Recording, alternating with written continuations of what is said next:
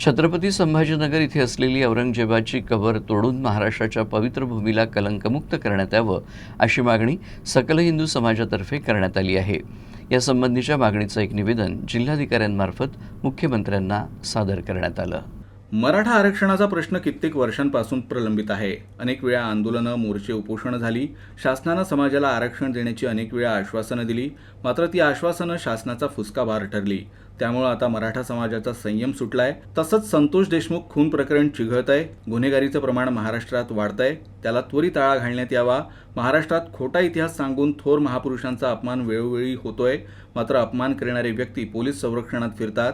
राजकारणातील नैतिकता हरवली जाते असं समाजातर्फे दिलेल्या निवेदनात नमूद करण्यात आलं आहे। महाराष्ट्राची या पवित्र मातीला लागलेला कलंक म्हणजे औरंग्याची कबर या महाराष्ट्रामध्ये आहे।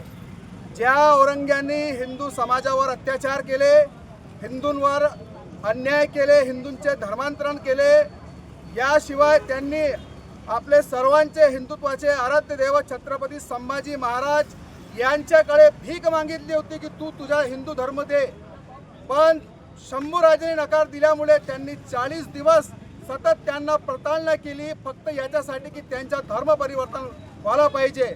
या पवित्र भूमीवर ज्या शंभूराजेला यांनी एवढी प्रताडणा दिली, जो स्वतःच्या धर्माचा नाही झाला, त्या क्रूर औरंग्याची कबर या महाराष्ट्रामध्ये आजपर्यंत आहे। हे हिंदूंच्या जखमावर मीठ छिडकणी बाब आहे आणि या महाराष्ट्राच्या पवित्र मातीला लागलेला एक कलंक आहे। तरी माननीय मुख्यमंत्री, माननीय प्रधानमंत्री, भारत सरकार यांच्या अकोल्याच्या वतीने सकल हिंदू समाजाच्या वतीने निवेदन आहे की हा कलंक मुळला पाहिजे आणि ही कबर औरंग्याची तुटली पाहिजे। जोपर्यंत औरंग्याची कबर या महाराष्ट्राच्या मातीतून तुटणार नाही, तोपर्यंत अकोल्याचा हिंदू समाज संपूर्ण महाराष्ट्राला जागृत करेल आणि संपूर्ण महाराष्ट्रभर औरंग्याची कबरच्या विरोधात जोपर्यंत कबर तुटणार नाही तोपर्यंत आंदोलन चालू ठेवणार। छत्रपती शंभू महाराज की जय।